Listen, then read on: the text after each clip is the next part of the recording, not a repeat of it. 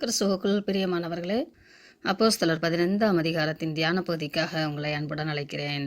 சிரியாவின் பகுதியிலே இருந்த அந்தியோக்கியாவிலே சேர்ந்த பொழுது அங்கே பவுல் பர்னபாவும் நடந்த சம்பவங்கள் எல்லாம் சொல்லி அங்கிருக்கிற சில சீஷர்கள் எழும்பி அவர்களுக்கு விரோதமாக புறஜாதி மக்களை யூத மார்க்கத்திலே கொண்டு வர வேண்டும் என்று வலியுறுத்துகிறார்கள்.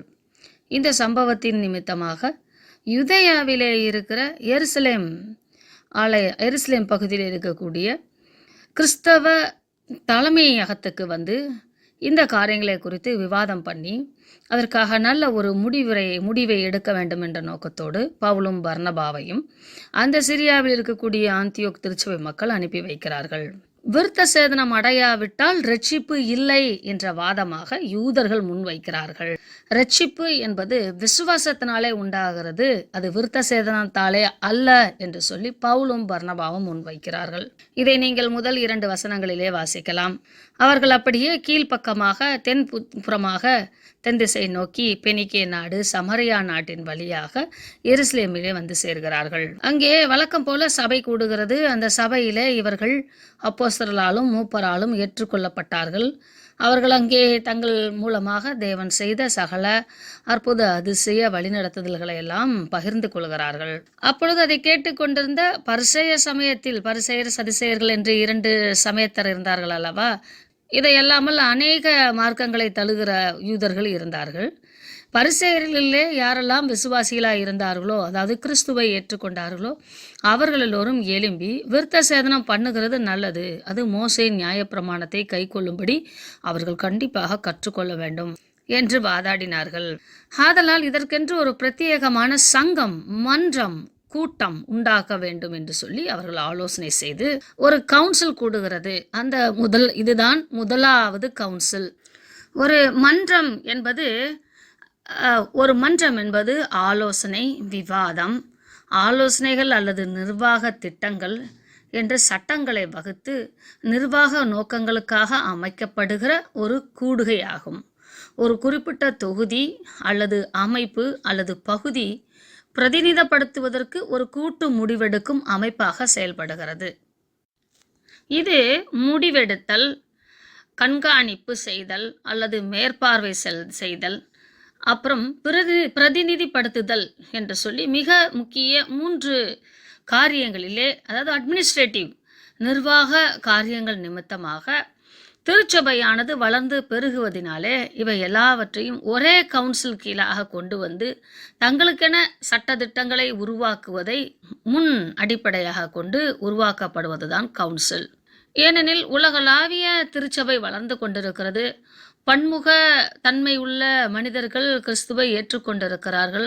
கிறிஸ்துவின் திருச்சபையாக வளர்வதினாலே ஒட்டுமொத்த கருத்தோடு எல்லா மனித இனங்களையும் ஏற்றுக்கொள்ளும் மனப்பக்குவத்தோடு அதனுடைய வழி நடத்துதல், ரூல்ஸ் அண்ட் ரெகுலேஷன், சட்டத்திட்டங்கள் அமைய வேண்டும் என்ற நோக்கத்தோடு உருவாக்கப்படுவதுதான் கவுன்சில். ஒரு பொருளை குறித்தான பரஸ்பரமான பகிர்வுகளும் வாக்குவாதங்களும் இவைகளையெல்லாம் ஒரு ஆளுகைக்குள்ளாக, ஒரு நியத்துக்குள்ளாக கொண்டு வருவதற்கு உதவி செய்வதுதான் கவுன்சில். இதை நீங்கள் 6ஆம் வசனத்திலே வாசிக்கிறீர்கள். அப்போஸ்தலரும் மூப்பரும் இந்த காரியத்தை குறித்து ஆலோசனை பண்ணும்படி கூடினார்கள். பரம்பரை யூதர்களுக்கு சினகடரின் சங்கம் இருப்பது போல எருசலேமிலே கிறிஸ்தவ ஆலோசனை சங்கம் முதலாக நிறுவப்படுகிறது. இந்த சங்கத்திலே பன்முகத்தன்மையாளர்கள் அனைவரும் கலந்து கொள்கிறார்கள். அதிலே பேதுரு எழுந்து பேசுகிறார். ஏனெனில் முந்திய நாட்களிலே நடந்த அந்த விளக்க உரையிலே பல பேர் எழும்பி விவாதம் வலுத்தது என்று பார்க்கிறோம். அந்த தர்க்கங்களை உடைப்பதற்காக பேதுரு எழுந்து தன் வாழ்க்கையிலே கொர்நேலியுவின் வீட்டுக்கு தேவன் அழைத்ததையும் தரிசனத்தின் மூலமாக பேதுரு மனம் திரும்பி கீழ்ப்படிந்து சென்றதும் அவர்களுடைய இருதயம் விசுவாசத்தினாலே தேவனிடத்தில் கிட்டி சேர்ந்ததினால் பரிசுத்த ஆவியினால் முதலாவது ஞானஸ்தானமும் பின்பு பேதுருவின் கரத்தினாலே தண்ணீரின் முழுக்கு ஞானஸ்தானமும் கொடுக்கப்பட்டதை சொல்லி மிக அழகாக 9, 10, 11 வசனங்கள் எழுதப்பட்டிருக்கிறது. இருதயங்களை அறிந்திருக்கிற தேவன் நமக்கு பரிசுத்த ஆவியை தந்தருளினது போல அவர்களுக்கும் தந்தருளி அவர்களை குறித்து சாட்சி கொடுத்தார். விசுவாசத்தினாலே அவருடைய இருதயங்களை அவர் சுத்தமாக்கி இருக்கிறார். நமக்கும் விருத்த சேதனத்தினால் அல்ல, விசுவாசத்தினாலே நாமும் சுத்தமாக இருக்கிறோம். நமக்கும் அவர்களுக்கும் யாதொரு வித்தியாசமும் இராதபடிக்கு அப்படி செய்தார். 10ஆம் வசனம் மிகப்பெரிய முக்கியமான வசனம். இப்படி இருக்க, எப்படி இருக்க, விசுவாசத்தினாலே ரட்சிக்கப்பட்டு இருக்க, நம்முடைய பிதாக்களாலும் நம்மாலும் சுமக்க கூடாதிருந்த நுகத்தடியை சீஷர்கள் கழுத்தின் மேல் சுமத்துவதினால் நீங்கள் தேவனை சோதிப்பானேன். கிறிஸ்தவ மார்க்கத்துக்கு வருகிற இந்த தொழுவத்தில் அல்லாத மற்ற வேறு ஆடுகள் மேல் சுமக்கிறதுக்கு அறியா சுமைகளை சுமத்தக்கூடாது. யூதர்களின் பாரம்பரியத்தால் நாம் ரட்சிக்கப்படவில்லை. அந்த பாரம்பரிய காரியங்களை நம்முடைய பிதாக்களாலும் நம்மாலும் சுமக்க கூடாத பாரம்பரியமாய் இருந்தது. நியாயப்பிரமாணத்தை கீழ்ப்படிந்து நியாயப்பிரமாணத்தை கை கொள்ள விரும்புகிறவர்கள் நியாயப்பிரமாணத்தின் சகல காரியங்களை கை கொள்ள வேண்டும். ஒன்றை செய்து ஒன்றை செய்யாமல் விட்டுவிட்டால் அவை குற்றமாக கணக்கிடப்படும். இப்படி நியாயப்பிரமாணம் முழுவதையும் நம்மால் நிறைவேற்ற முடியாது. நம்மாலே நிறைவேற்ற முடியவில்லை என்றால் அந்நிய புறஜாதி மக்களால் எப்படி இது கூடும்? அவர்களை இப்படிப்பட்ட காரியங்களிலே பிரசரைஸ் பண்ணுவோமானால் நாம் தேவனை சோதிக்கிறோம். ஏனெனில் அவர் இருதயங்களை விரும்புகிறார், மனம் திரும்புதலை விரும்புகிறார். நாம் சரீர சுத்திகரிப்பையும் சரீர அடையாளங்களையும் சரீர முயற்சிகளையும் விரும்புகிறோம் என்றும் பேதுரு அங்கே பேசுகிறார். இவ்வளவு தூரம் பேசினாரா அப்படின்னு நீங்கள் என்கிட்ட கேட்கலாம். அவங்க 2 பேரும் ஒரே கலாச்சார பின்னணியிலே உடையவர்கள், ஒரே சம காலத்தவர்கள். என்ன பேசுகிறார்கள் என்பதை அவர்களால் புரிந்து கொள்ள முடியும். நாம் முன் நடந்த காரியத்தை கற்றுக்கொள்வதனாலே அவருடைய கலாச்சாரம், பின்னணி, கால சூழல் மத்தியிலே இந்த வேத வசனங்களுக்கு என்ன அர்த்தம் என்று நாம் விளக்க உரை கொடுத்து கொண்டிருக்கிறோம். பேதுருக்கு ஒரு தெளிவான புரிதல் வந்துவிட்டது என்பதையும் பார்க்கலாம். ஆண்டவராகிய இயேசு கிறிஸ்துவின் மகா பிரதான கட்டளை என்று சொல்லப்படக்கூடிய சுவிசேஷம் பிரசங்கிக்கப்படுவதான அந்த கட்டளையை முழுவதுமாக அவர் புரிந்து கொண்டார். 11ஆம் வசனம் மைய புள்ளியாக அமைகிறது. கர்த்தராகிய இயேசு கிறிஸ்துவின் கிருபையினாலே அவர்கள் ரட்சிக்கப்படுகிறது எப்படியோ அப்படியே நாமும் ரட்சிக்கப்படுவோம் என்று நம்பி இருக்கிறோம் என்றான். ரிவர்ஸில் சொல்றாரு, நம்மள மாதிரி அவங்களும் ரட்சிக்கப்படணும், யூதர்களை போல புறஜாதிகளும் ரட்சிக்கப்படணும் என்று சொல்லாமல் புறஜாதியார்கள் எப்படி ரட்சிக்கப்படுகிறார்களோ அப்படியே நமக்கும் ரட்சிப்பு உண்டு என்பதை நீங்கள் விசுவாசிக்கிறீர்கள். விசுவாசத்தினாலே இவைகள் எல்லாம் நடக்கிறது. இது தேவனுடைய தயவு, கிருபை, கிரியையினால் அல்ல என்பதை பேதுரு இங்கே அழகாக விளக்கப்படுத்துகிறார். கிறிஸ்துவின் நிமித்தமாக மனசாட்சி பாவம் நீங்க சுத்திகரிக்கப்பட்டதும் குற்ற மனசாட்சி நீங்கி இருப்பதும் ஒவ்வொருவராலும் உணரக்கூடிய அனுபவம். ஆதலால் அவர்கள் யாரும் எதிர்த்து பேச முடியவில்லை. அவர்கள் எல்லோரும் அமர்ந்திருந்து பர்னபாவும் பவுலும் தங்களை கொண்டு தேவன் புறஜாதிகளுக்குள்ளே செய்த அடையாளங்களையும் அற்புதங்களையும் யாவையும் விவரித்து சொல்ல கேட்டார்கள். அமைதலாக உட்கார்ந்து கேட்க ஆரம்பித்தார்கள். ஏனெனில் இது வெளிப்புறமாக சரீர பிரகாரமான அற்புதங்கள் அல்ல. அவைகள் ஒவ்வொன்றும் மனதிலே மாறுகிற, மனதிலே உண்டாகிற மாற்றம், விருப்பம், விசுவாசம், பற்று. ஆதலால் அனைவரும் அமைதியாய் இருந்தார்கள். அவர்கள் பேசி முடிந்தார்கள். தர்க்கம் உண்டாகவில்லை.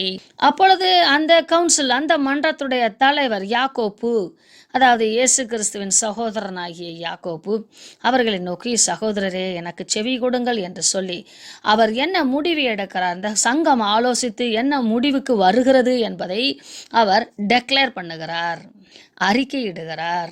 இது ஒரு அஃபீஷியல் கோர்ட் ப்ரொசஷன்ஸ். அதை நீங்கள் அந்த பாணியில் இதை படிக்கணும்.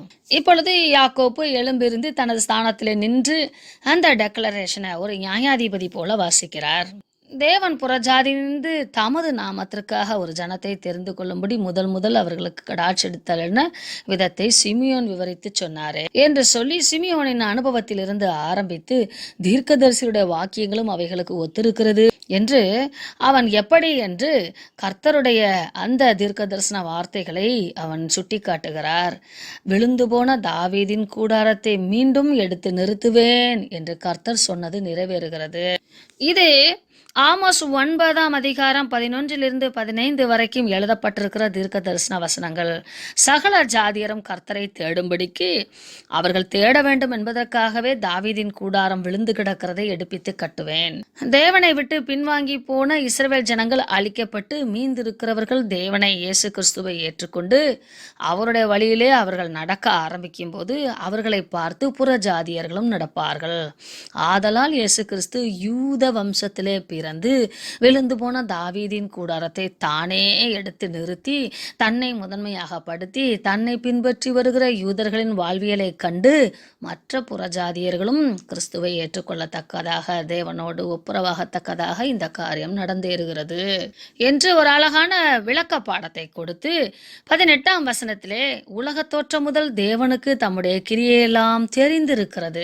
இவைகளெல்லாம் தேவனுக்கு ஆச்சரியமானவைகள் அல்ல, புதுமையானவைகள் அல்ல. இவைகளெல்லாம் தேவன் தெரிந்திருக்கிறார், ஆதலால் சகலத்தை முன்னறிவித்திருக்கிறார். தேவன் இப்படி செய்து கொண்டு வரும்போது நாம் தேவனுக்கு விரோதமாய் செயல்பட முடியுமா?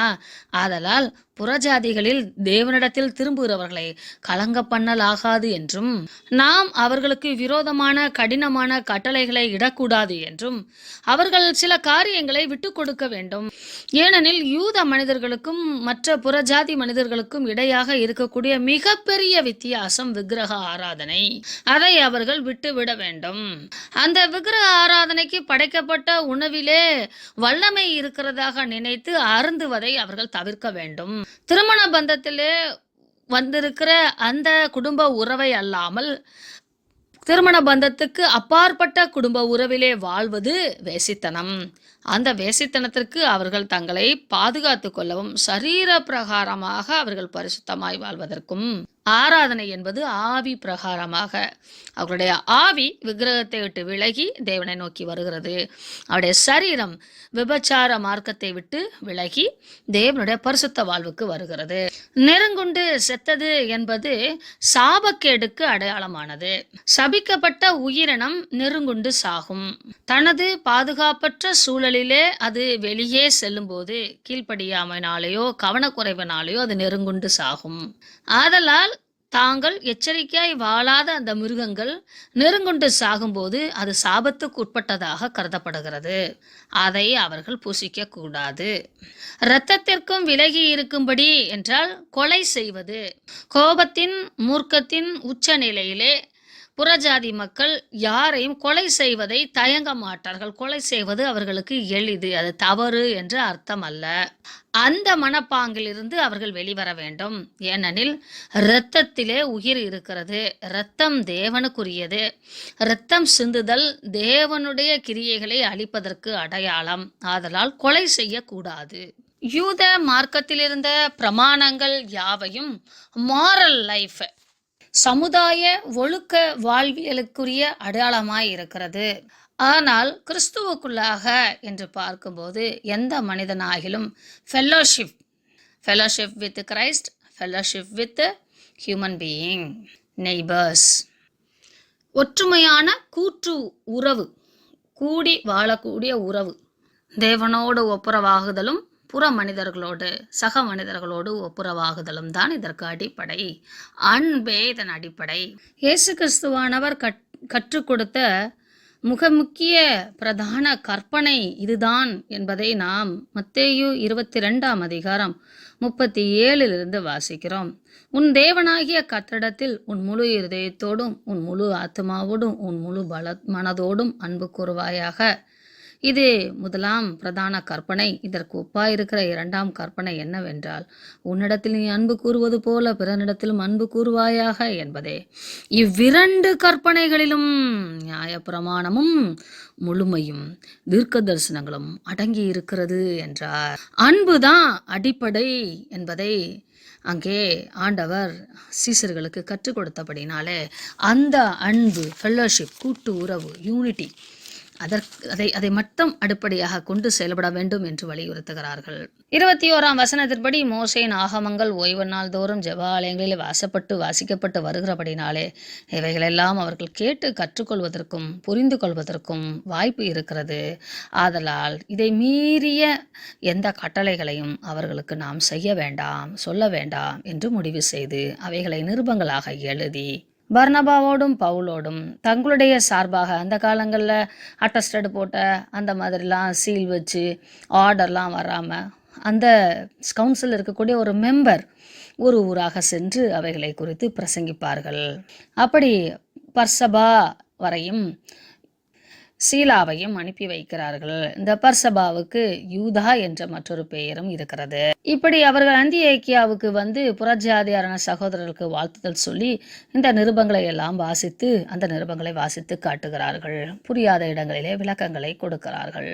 இந்த யூதாவும் சீலாவும் பர்னபாவின் பவுலின் ஒவ்வொரு பிரசன்டேஷனையும் மிகவும் ஆழமாய் ஏற்றுக்கொண்டார்கள். அவர்களை பிரியமானவர்கள் என்று 25ஆம் வசனத்திலே அவர்கள் சொல்லுவதை நீங்கள் பார்க்கலாம். இந்த பிரமாணங்களின் முடிவுகளை எல்லாம் வாய்மொழியாக உங்களுக்கு அறிவிக்கிறோம். 36ஆம் வசனத்தின்படி அவர்கள் அதை வாசித்தபடினாலே ஆறுதல் உண்டாக சந்தோஷப்பட்டார்கள். இந்த அந்தியோக்கியாவிலே யூதாவும் சீலாவும் தீர்க்கதரிசிகளா இருந்து போதனை செய்தார்கள். இங்க இருக்கிற விசுவாசிகளை தைரியப்படுத்தினார்கள். சில காலம் சென்ற பின்பு யூதா அங்கிருந்து வந்து விடுகிறார். சீலாவுக்கு அங்கே தங்கி இருப்பது மிக விருப்பமாய் இருந்தபடினாலே அவர் அந்தியோக்கியாவிலே தங்கி விடுகிறார். பவுலும் பர்னபாவும் தாம் முதல் பிரயாணமாய் சென்றிருந்த இடங்களெல்லாம் சுற்றி பார்க்க விரும்பி யோசனை செய்யும் போது பவுல் மார்க்குவை அழைத்து செல்ல வேண்டாம், அவன் நமக்கு இடையூறாய் இருக்கிறான், வாலிப பையன் என்று தர்க்கம் உண்டாகிறது. பர்னபாவுக்கோ தன் அக்கா மகனை அழைத்து சகோதரியின் மகனை அழைத்து செல்வது விருப்பமாய் இருக்கிறது. இது நிமித்தம் இவர்களுக்குள்ளாக பிளவு உண்டாகிறது. பர்னபா மார்க்குவை கூட்டிக் கொண்டு சீப்புரு தீவுக்கு சென்று விடுகிறார். அது அவர் சொந்த பூமி. பவுலும் சீலாவும் சில காலம் சென்ற பின்பு இருவரும் சேர்ந்து தேவனுடைய ஜெபத்திற்கும் கிருபைக்கும் தங்களை ஒப்புவித்து சீரியாவிலும் சிசியா